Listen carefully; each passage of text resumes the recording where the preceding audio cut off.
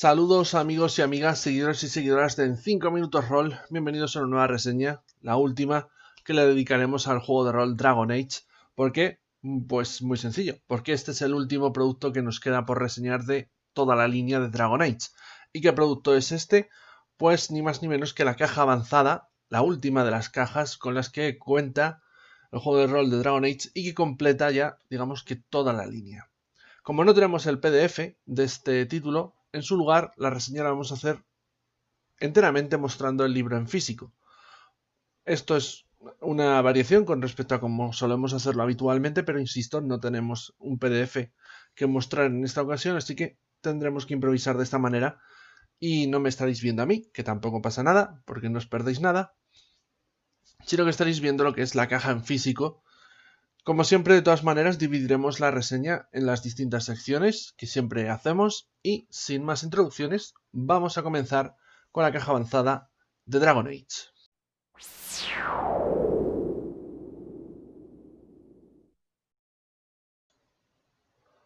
De acuerdo, pues como siempre hacemos, aunque en esta reseña vais a estar viendo este mismo plano todo el tiempo, vamos a hablaros de la parte física de la caja. Como vemos, es una caja que sigue los mismos patrones que siguieron las anteriores, de hecho es del mismo tamaño, sigue el mismo formato, de manera que no generará ningún tipo de aberración estética cuando la pongáis con el resto, pese a que esta caja salió bastante más tarde que las otras dos.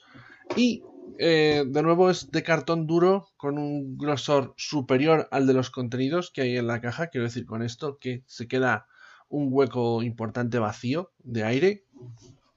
Y de nuevo en la parte de atrás con ilustraciones y demás, bueno, pues se nos van indicando cuáles son los contenidos que encontraremos en esta caja, que más adelante, ahora en breve, paso a indicar. La propia caja nos dice que es la caja avanzada, que como vemos va de los niveles 11 a 20 y simplemente con esto vamos a abrirla y vamos a decir qué es lo que contiene.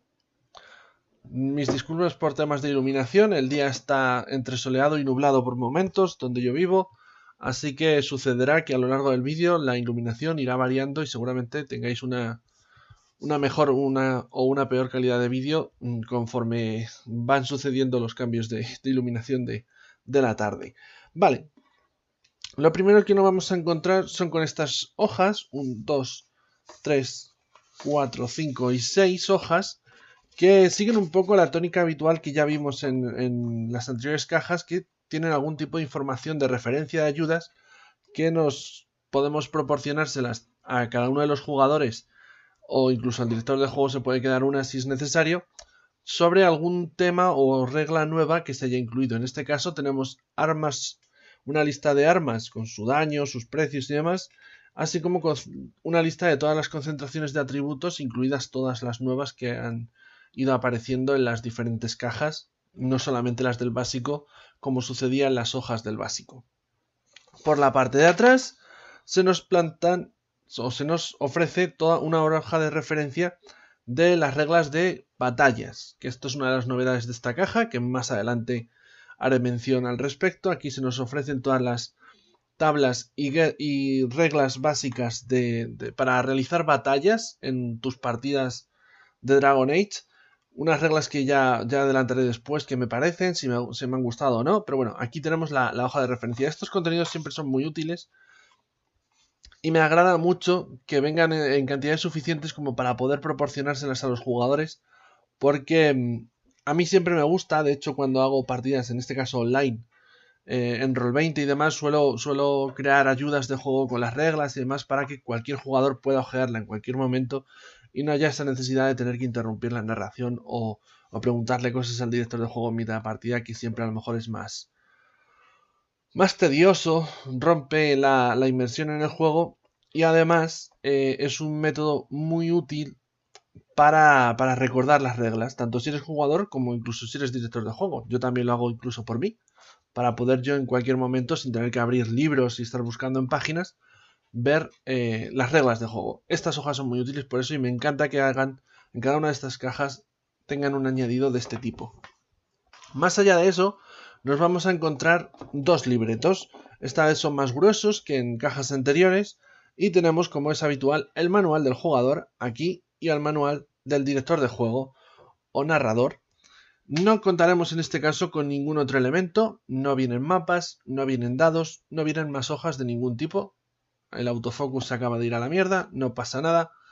Pero bueno, en cualquier caso, como digo, vienen estos dos libretos que, si el autofocus me deja, a ver si termina de calibrar. Si no, lo desactivo y hacer... Mira, lo desactivo y ya está. Lo tenía por si tenía que acercar cosas a la pantalla y demás que se pueda ver bien. Pero bueno, siempre se puede activar cuando sea necesario. Vale, vamos allá. Lo dicho, tenemos estos libretos que son encolados, porque como vemos no están grapados ni nada, tienen más páginas que en ocasiones anteriores, sobre todo que la caja básica. De nuevo en las contraportadas tenemos más materiales de referencia que pueden ser útiles para directores de juego y jugadores. Un modo sabio de utilizar las contraportadas. Y en el interior, de nuevo, la división por capítulos que ya estábamos acostumbrados a ver en las otras cajas sigue siendo igual.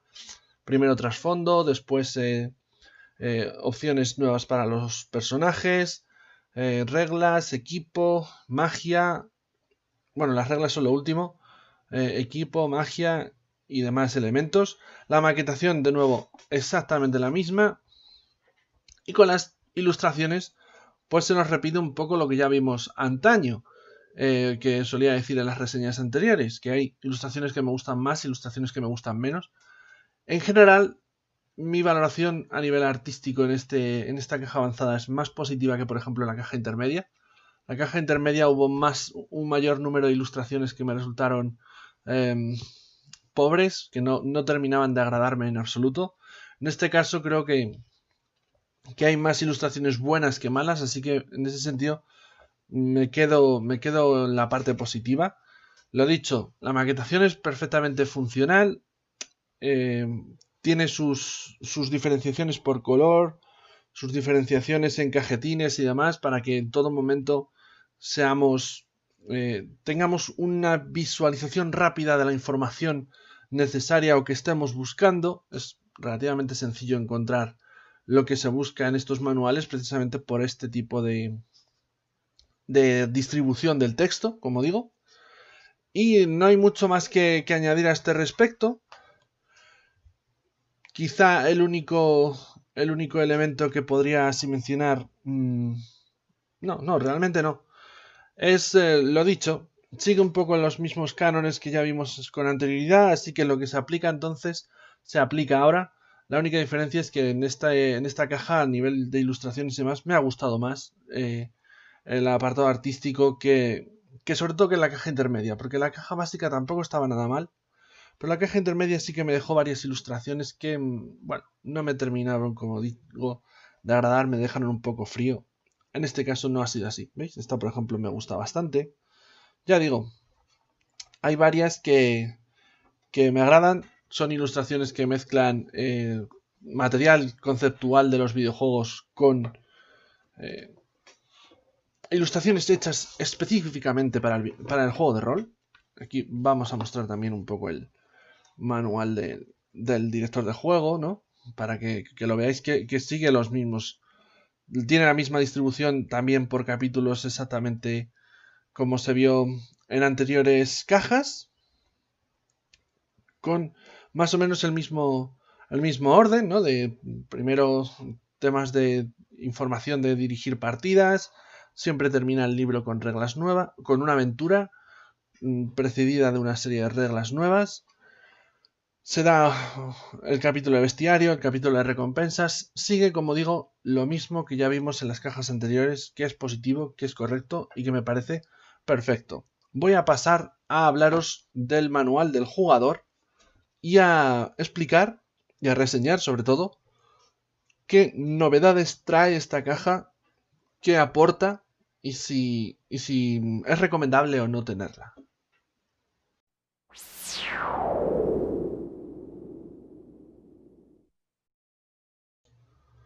Bueno, pues como digo, vamos a ver el manual del jugador, vamos a ver qué nos trae de nuevo. Como ya he mencionado más o menos antes, empieza como viene siendo habitual, por el capítulo de trasfondo. Y en el pasado, en la caja básica, el trasfondo estaba dedicado en exclusiva a Ferelden, si recordáis. En la caja intermedia dijimos que el trasfondo que nos proporcionaban lo ampliaban con todo lo que tiene que ver con la ruina, uno de los ejes centrales de la ambientación de Dragon Age, y asimismo también nos hablaban de las naciones enanas y de las religiones del mundo de Tedas, que es el mundo de Dragon Age. En esta caja avanzada van a completar el trasfondo quizá con las otras localizaciones interesantes que quedaban por repasar. Una de ellas es el Imperio de Tevinter. O Tevinter, como lo digáis vosotros. Yo siempre he dicho Tevinter, pero bueno. Para mí es quizá la región más interesante de todo el mundo de Dragon Age y curiosamente es la única que no se ha visitado en los videojuegos. Así que tiene todavía para mí ese aura exótico de un sitio que no he terminado de ver plasmado, más allá de en palabras, pero que siempre que escucho hablar de él, bien sea en los videojuegos, bien haya sido en este juego de rol, me ha resultado muy interesante, porque mientras que en el resto del mundo los magos están perseguidos, la religión sigue la capilla andrastina y demás, aquí tenemos un imperio que viene de muy lejos, es quizá el más antiguo de Tedas, en el que, por ejemplo, la esclavitud está permitida, en el que el gobierno lo ejercen los magos y en el que tienen su propia herejía con respecto a la religión del Hacedor. En este caso no siguen la capilla andrastina, como se nos explicó en la caja intermedia, sino tienen su propio divino, ¿no? Una especie de papa, mientras que el resto del mundo de Tedas sigue a una gran madre superiora, ¿no? Ya digo, para mí es una de las regiones más interesantes de todo el universo de Dragon Age, sobre todo porque es un imperio que antaño fue muy, muy, muy poderoso, hasta el punto de que prácticamente dominó todo el mundo de Tedas, con la excepción de la región de Ferelden y quizá alguna otra más, pero que desde hace muchos siglos está en decadencia, ha perdido mucho del poder que tenía anteriormente, pero sigue siendo una fuerza a tener en cuenta. Además, precisamente sería importante decir que la ruina o las ruinas, si sabéis un poco de trasfondo del juego, bien sea por las cajas anteriores o por los videojuegos, se originaron en Tevinter, por culpa de los magos de Tevinter y sus aspiraciones divinas. Bueno, fueron los causantes, según cuenta lo diré, el catecismo, mejor dicho, del Hacedor y de la capilla andrastina. Bueno, pues ellos fueron los responsables de que las ruinas comenzasen a asolar el mundo. Ya digo, para mí es una de las regiones más interesantes y me alegro que aquí haya estado cubierta. Te ofrecen bastante información, no es una información hiper mega detallada, porque al tener que cubrir más regiones y tener un espacio limitado, tampoco te van al detalle, ¿no? De describirte todas las ciudades, personajes importantes y demás, pero bueno, sí que te dan lo suficiente información como para que trabajes con ella. La otra gran nación, importantísima nación, que quedaba por explicar es ni más ni menos que Orlé. Orlé la visitamos en Dragon Age Inquisition, el tercer juego y hasta la fecha el último de la saga Dragon Age, que yo siempre la he visto, en cierta manera, como una especie de Francia fantástica, ya no solamente por el nombre y el acento que tienen los personajes de Orlé en los videojuegos, sino porque se extendió, llegó a dominar Ferelden hace años hasta que se liberaron. Y es un país donde todo el mundo lleva máscaras. Llevan máscaras porque la nobleza tiene una especie de juego, vamos a decirlo así, una especie de juego político donde las traiciones, las intrigas y demás están a la orden del día, y para que uno llegue a alguna parte y sea alguien importante, o y su familia sea alguien importante, tiene que saber jugar a este juego de las intrigas palaciegas. Pero como digo, todos siempre van con la cara oculta, con estas máscaras. Aparte de que tienen figuras importantes como los gentilhombres, ¿no? Una especie de caballeros y demás, que proceden de la nobleza. Ya digo, es una región bastante chula, que además tiene la particularidad de que es el núcleo de la religión andrastina, de la capilla andrastina. Básicamente sería como el Vaticano del mundo de Dragon Age. Aquí es donde está la sede de la capilla andrastina, y por tanto también a nivel de hacer aventuras que tengan que ver con la religión y demás, es una nación pues muy importante que seguramente los personajes deberían visitar. De nuevo está bastante interesante, te dan incluso información con respecto a los títulos que hay en Orlé, porque son un poco diferentes a los títulos de otras naciones, y que además aquí es muy importante por este juego que ya digo de la intriga palaciega y demás. Por último, nos hablan de un país que realmente ya no existe, que es la nación antigua de los valles. Este era un país que se concedió a los elfos por su ayuda durante la revuelta de Andraste. Entonces se les concede una región propia, un país propio a los elfos, que son los valles. Pero los valles al final acaban desapareciendo gracias a una marcha exaltada, que como nos explican aquí vienen a ser el equivalente a una cruzada, porque, claro, en los valles los elfos mantenían pues su cultura tradicional, sus dioses tradicionales, y esto lo aprovecharon en Orlé, la capilla andrastina, para decir que, como no habían aceptado la religión del Hacedor, eran herejes y que no merecían tener su propia región. Así que los valles acabaron bajo el control de Orlé. Aquí nos explican un poco su historia y cómo ahora la nación de los valles es más un deseo que otra cosa, sobre todo de los elfos dalisanos, ¿vale? Que son los que mantienen las tradiciones antiguas y que se han vuelto nómadas.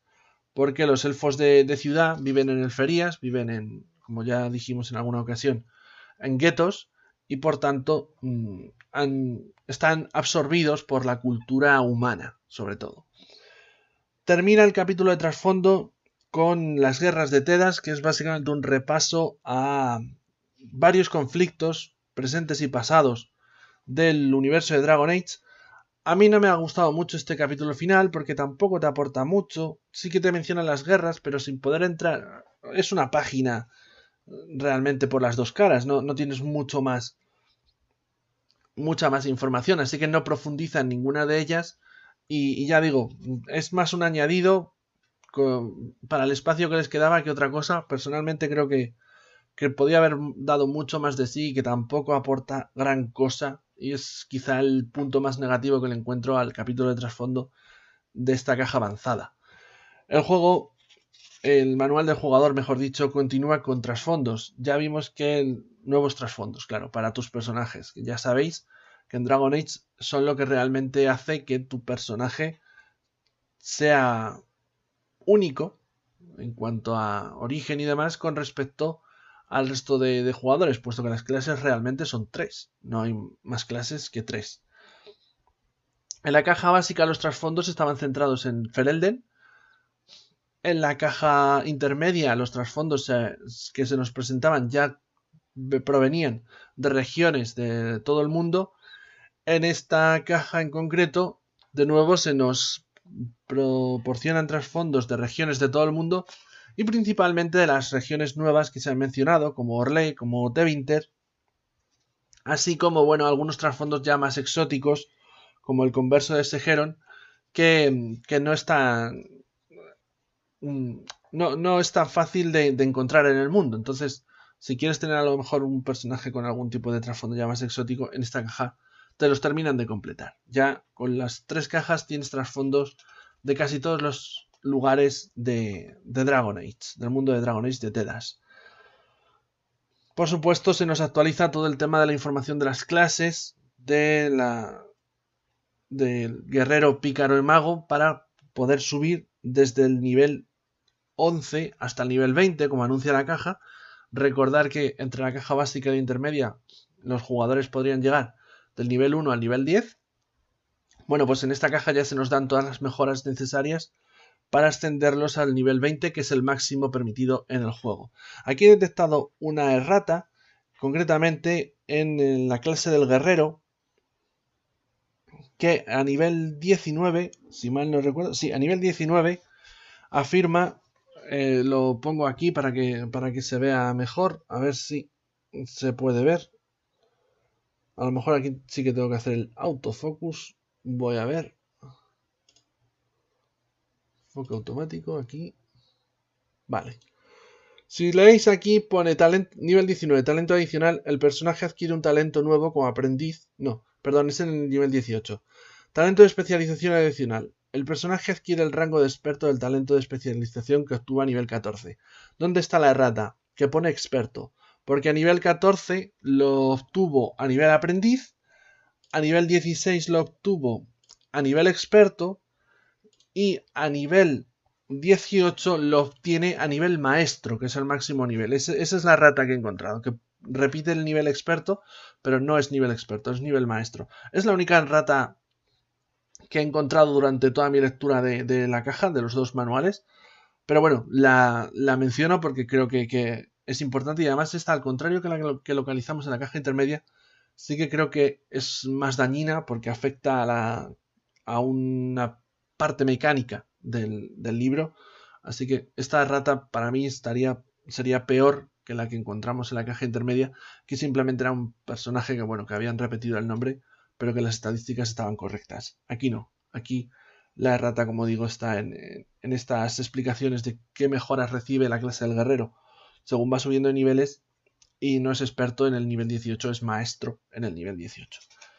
Insisto, este capítulo nos da todo el tema de trasfondos y la información para poder subir los personajes a nivel 20, y aparte de esto se nos ofrecen nuevas concentraciones y talentos, no muchos, pero se nos ofrecen, como digo, nuevos que siempre complementan. Quizá lo más importante de este capítulo sean las nuevas especializaciones. Aquí las tenemos. Especializaciones como cambiaformas, custodio, espíritu guerrero o explorador, entre otras. Que esto de las especializaciones ya explicamos en la caja intermedia, que era un añadido que los jugadores podrían aplicar a sus personajes a partir del nivel 6, que van a hacer que sea una clase todavía más única, más diferenciada con respecto a la del resto de jugadores. Es decir, si tenemos dos pícaros, bueno, pues siempre será más, se diferenciarán más si cada uno de ellos tiene especializaciones diferentes. Les dan acceso a talentos nuevos y habilidades nuevas, y entonces, diferencia, como digo, más los personajes, que si no, de inicio son bastante semejantes. El capítulo de equipo de la caja avanzada está dedicado por completo, sobre todo a materiales, los precios que tienen en general de vida cotidiana, cosas como, que pueden encontrar de vestidos, aquí mismamente nos lo ponen, ¿no? Transporte, almacenamiento, útiles profesionales, herramientas. No, salvo lanzas y alabardas, que son las armas nuevas que presenta, armas de asta y lanzas a caballo, algo muy específico, sobre todo, que intervendrán en batallas, que ya veremos que las reglas de batalla están en el manual del director de juego. Bueno, pues el resto de equipo se dedica sobre todo, insisto, a cosas cotidianas, que no tiene algunos efectos mecánicos, pero bueno, sobre todo es la información que te proporciona de cuánto cuesta todos estos elementos en el mundo de Tedas, mundo de Dragon Age. Qué poco me gustan los diseños de estas armas, me parecen de típico juego de rol MMORPG japonés, ¿sabes? Que no casan nada con este universo de fantasía medieval, pero es una apreciación personal. Pasamos al capítulo de magia de este manual del jugador. Sobre todo lo que se nos proporcionan son nuevos hechizos centrados, eso sí, hechizos de clases ya para nivel 20, de niveles 11 a 20, que son quizá los más poderosos y los que más destrozos van a causar o mejores beneficios nos van a proporcionar cuando el mago del grupo los lance, o sus enemigos los lancen. Y además se nos incluye un tema de proezas mágicas avanzadas. Al contrario que sucedía en la caja intermedia con las proezas de exploración e interpretación, que eran obligatorias a nivel de reglas, pero bueno, yo os dije que cada grupo decida, aquí sí que específicamente se nos dice, se nos aconseja que según el grupo de juego las permitamos o no. ¿Por qué?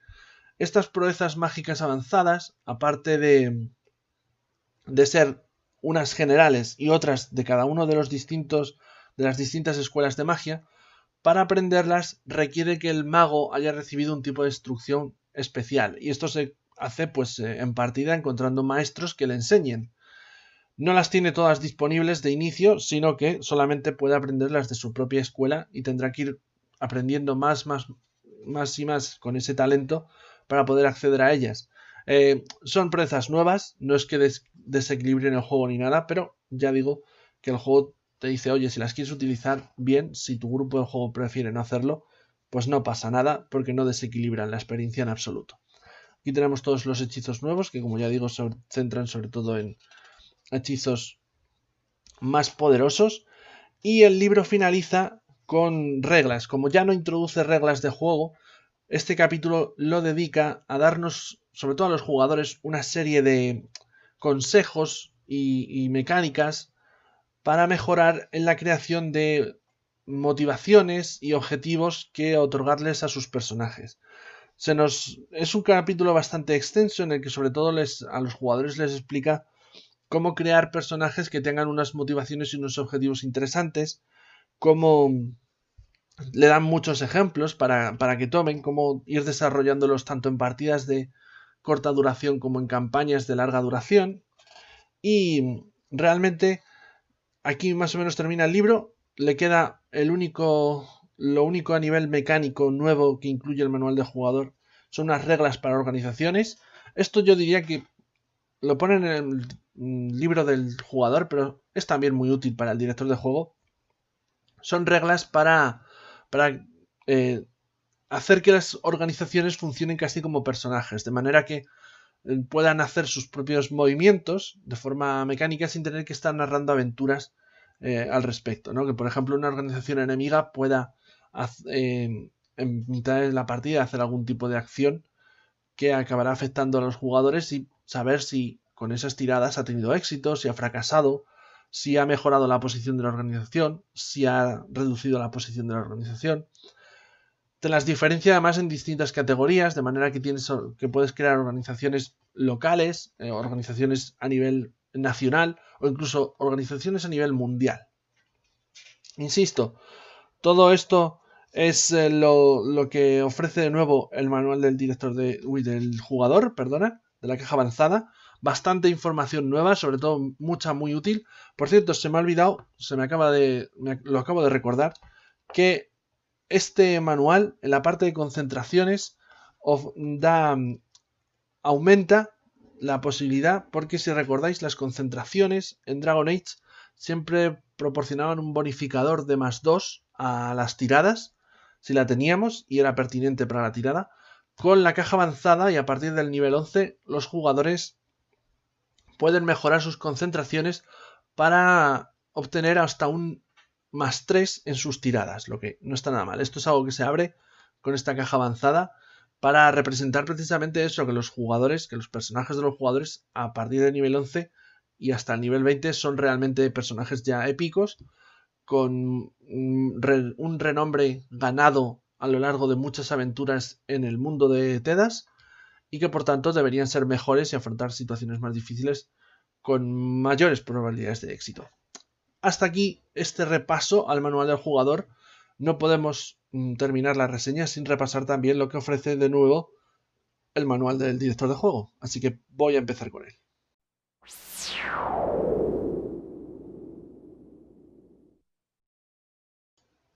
Bueno, pues continuando nuestra reseña con este manual del director de juego, vamos a proceder a repasar qué trae, qué información nueva nos aporta este libreto con respecto a la que ya conocíamos de las dos cajas anteriores, la básica y la avanzada.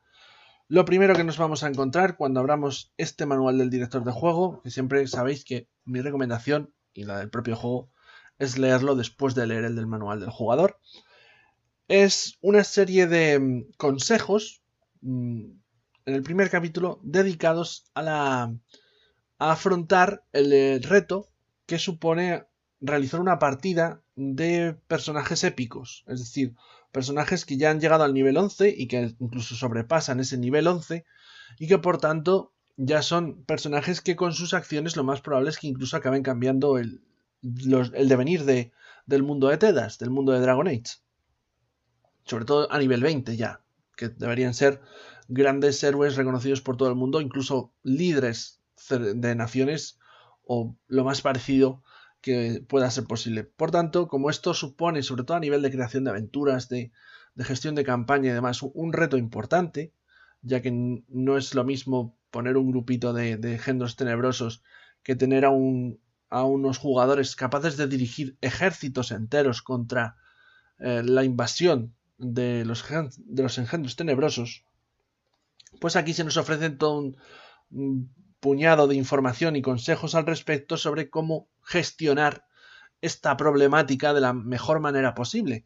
Una información bastante interesante y útil, que es sobre todo lo principal que deberíamos pedirle, es que sea útil estos consejos que nos proporcionan. En la línea de Dragon Age, desde luego, todos los capítulos del director de juego y los consejos a la dirección que hemos recibido, a mí personalmente por lo menos, me han parecido muy útiles, muy honestos y muy correctamente escritos.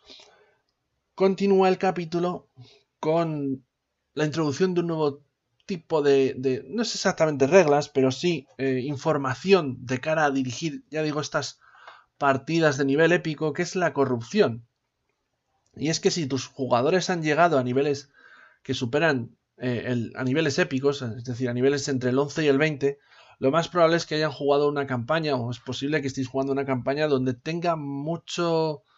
La trama central gire en torno, por ejemplo, a la ruina, que es ese gran elemento del universo de Dragon Age. Bueno, pues la ruina, aparte de ser un ejército de engendros tenebrosos dirigidos por un archidemonio totalmente avasallador, también suele corromper las regiones por las que va recorriendo. Así que aquí se nos proporciona información y reglas para que los jugadores y el mundo de juego se vean afectados por la corrupción que estos seres van dejando a lo largo de su paso, de su trayecto por el mundo. Termina el capítulo con algo que a mí me parece esencial y me alegro que por lo menos en esta tercera caja se haya explicado y afrontado, que es el velo. El velo es un elemento que ya hablamos en la caja intermedia, que tenía que ver sobre todo con la magia, es un plano espiritual, que es lo que utilizan un plano, sí, espiritual / onírico, que es lo que utilizan los magos para realizar sus hechizos, su voluntad. A este reino, que está, ya digo, es una especie de dimensión paralela, en el que habitan demonios y otros espíritus benévolos, se puede acceder. De hecho, en las tramas de los juegos es muy habitual que en algún momento los personajes tengan que hacer algún tipo de viaje al reino del velo. Bueno, pues aquí se nos proporcionan esas reglas para acceder al velo, así que también se nos habla del velo, de los seres que lo habitan, de cómo funciona el velo, porque es un mundo de pensamiento moldeable, no es un lugar estático como la realidad. Es una parte del trasfondo que no lo voy a negar. A mí me recuerda muchísimo si sois conocedores del universo Warhammer 40.000, pues me recuerda mucho a la disformidad, que también es una especie de plano alternativo en el que el pensamiento tiene mucho que ver con respecto a lo que allí sucede, en comparación al mundo real, que es más estático y se rige por unas leyes bien establecidas. En este caso es algo, como digo, bastante similar a eso. Se nos habla de él, se nos ofrecen las reglas para poder entrar al mismo, y con eso termina este primer capítulo. Pasamos a otro capítulo clásico de los manuales del director de juego de Dragon Age, que son los adversarios.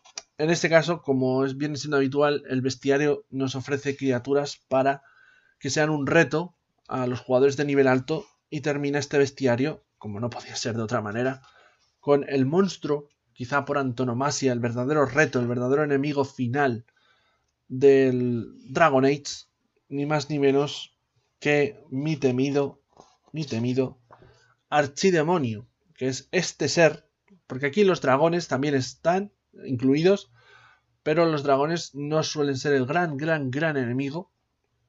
El gran enemigo, sobre todo en una campaña que gira en torno a la ruina de Dragon Age, es el archidemonio. Y además, no voy a destripar nada a nadie, pero si conocéis sobre todo el primer juego, el Dragon Age Origins, sabréis que matar a este ser tiene cierto precio que no voy a mencionar.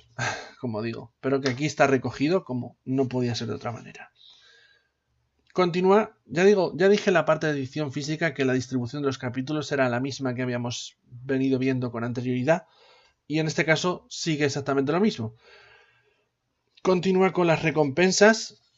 En la caja básica se nos hablaba sobre todo de la experiencia, de cómo proporcionar experiencia y demás. Algo básico totalmente, por eso estaba en esa caja. En la caja intermedia ya se nos hablaba de otro tipo de recompensas, como podían ser pequeños titulillos o objetos mágicos, incluso armas de mejor calidad, pero no necesariamente mágicas. Aquí, en la caja avanzada, lo único que ya les queda casi por recibir a los personajes, aparte de los puntos de experiencia, son verdaderos títulos nobiliarios con todo lo que ello conlleva, porque los títulos nobiliarios también les abren la puerta a tener sus propias fortalezas, por tanto también se nos ofrecen, y posesiones de distinto tipo, se nos ofrecen como recompensas ayudantes, subalternos que puedan tener los jugadores a sus órdenes, y al mismo tiempo armas mágicas, estas permanentes, como las llaman aquí, que vienen a ser objetos mágicos ya que tienen una larga historia a sus espaldas y que por supuesto tienen mucho poder. Aquí termina, como digo, el capítulo de recompensas. Bueno, no termina exactamente, perdonadme, me he saltado esta parte. Finaliza con una serie de reglas sobre las runas, que es un elemento para engarzar runas en armas y armaduras que ofrezcan esta posibilidad, y que los jugadores puedan, si tienen estos talentos, estas habilidades, mejorar sus armas dándoles ciertos beneficios mágicos que no tendrían de otra manera. En vez de encontrar el arma mágica en cuestión, bueno, pues ellos como que se crean una más o menos. La parte de reglas de este manual del director de juego está enfocada a proporcionarnos reglas de batallas.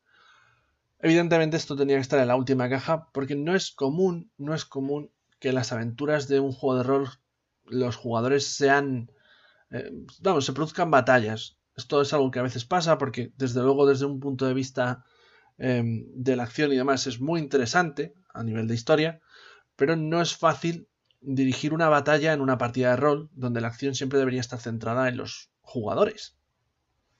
Aquí se nos ofrecen, como digo, unas reglas para gestionar una batalla o cualquier tipo de batalla que surja en partida, que es más probable que surja cuando los personajes tengan niveles altos, porque al ser grandes líderes o héroes reconocidos del mundo de Tedas, pues es más probable que acaben al mando involucrados en grandes conflictos armados. Mientras que cuando eran aventureros, pues no tenían tanto esa posibilidad de verse envueltos en este tipo de situaciones. Las reglas en sí mismas, como sucede con todo Dragon Age, son bastante simples, bastante sencillas, pero efectivas. Personalmente me han gustado mucho. Recogen muchos factores, como qué tipo de unidades tiene cada ejército, quiénes son sus líderes, si tienen mejores puntuaciones en unas habilidades de liderazgo u otras en conocimientos de saber militar y cosas por el estilo. Y están divididas en 3 fases. Una primera, luego lo que es la contienda y por último las maniobras finales. Es decir, empieza con una planificación, la contienda y las maniobras finales. Tal y como están pensadas, lo más normal, y esto es lo que de hecho nos dicen en el libreto, sea que durante la contienda principal, es decir, a partir de realizar el segundo movimiento de los 3 de los que consta una batalla, se decida claramente quién ha sido el vencedor de la batalla, y que las maniobras finales lo que suelen relegar todo, lo que suele restar hacer es ver si el ejército enemigo es completamente aniquilado, si salvan la vida o incluso, pero esto es muy raro, si realizan algún tipo de gran remontada de maniobra que les termine por conceder la victoria, pero estos serían casos muy extraños. Insisto, son muy sencillas, básicamente es una serie de tiradas con un umbral de éxito, como sucedía en las tiradas avanzadas, estas que requerían varias tiradas para alcanzar una dificultad final. Básicamente es algo así, solo que dividido en 3 secciones y en la que entran en juego numerosos factores como la diferencia numérica de los 2 ejércitos, de nuevo la calidad de tropas que tiene cada ejército, quién está al mando de cada ejército, ese tipo de elementos. De manera que, pese a su sencillez, haya muchos elementos que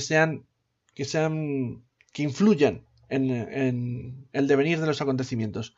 También se complementan con algunas reglas opcionales, como el tema de los puntos críticos y demás, que son instantes en los que van perfectos para los jugadores, porque ofrece la posibilidad de que los jugadores, mientras está narrando la gran batalla, los jugadores entren en juego, nos centramos en un combate clásico, como aparecen en la caja básica, por turnos y demás, contra un número limitado de enemigos, y que ese combate ayude a decidir ese punto crítico y el devenir de la gran batalla en general, ¿no?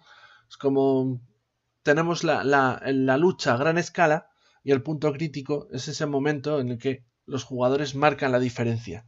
Ya digo, tiene todo este tipo de elementos, estas reglas son sencillas, son fáciles de entender y no complican mucho la aventura cuando tienen lugar con con gran cantidad de tiradas y de mecánicas que puedan resultar que maten al final la acción, el dramatismo del momento. Finaliza el manual del director de juego y esta caja con una aventura, la víspera de la batalla. Esta es una aventura, personalmente considero que es una aventura que valdría, después de leerla, estaría muy bien para iniciar algún tipo de campaña de personajes de nivel alto. Es decir, si tú y tus jugadores ya lleváis mucho tiempo jugando a Dragon Age, pues esta aventura les serviría muy bien para iniciar una gran campaña que les haga llegar hasta al nivel 20, por ejemplo, porque esta aventura, ya digo, por cómo se desarrolla, sirve sobre todo como eso, como inicio. No tanto, tiene su inicio, su nudo y su desenlace, pero creo que más que para jugarla independientemente y una vez termine, pues nos vamos a otra cosa, funciona, a mi juicio, después de leerla, muy bien para iniciar otra cosa, ¿vale? No para cerrarlo al final de la víspera de la batalla. Es una aventura cuya estructura básicamente gira todo alrededor de una batalla y de esta manera la aventura nos va a servir para poner en práctica las reglas de batalla que hemos visto justamente en el capítulo anterior. No voy a soltar el destripes ni nada por el estilo, pero los jugadores se van a ver enfrentados con la necesidad de lidiar con un enfrentamiento entre 2 ejércitos. Antes de la batalla tendrán que convencer a diversos personajes que tienen sus propias tropas para que se unan a ellos. Cada uno de ellos tiene sus propios deseos e inquietudes que muchas veces entran en conflicto con el de los otros, así que diplomáticamente los jugadores con más labia tendrán que trabajar para conseguir reunir, si no a todos, sí a la mayoría de ellos bajo su bandera.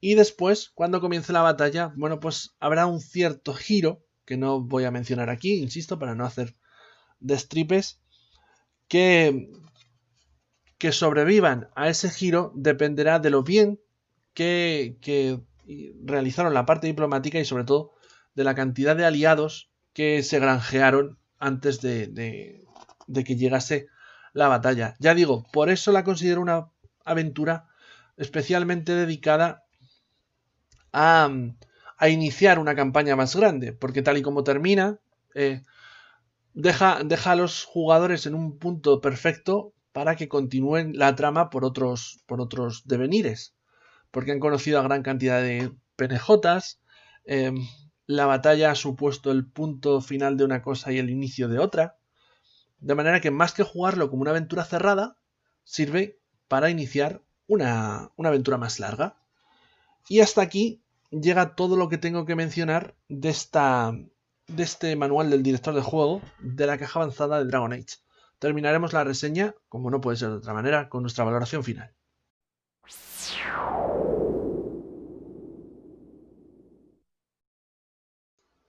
Bien, pues después de haber repasado por completo todos los contenidos de esta caja avanzada de Dragon Age, la última de las 3 cajas de las que consta el juego de rol de Dragon Age al completo, vamos a proceder, o voy a proceder, a daros mi opinión personal al respecto, mi valoración final de la misma, como ya he mencionado.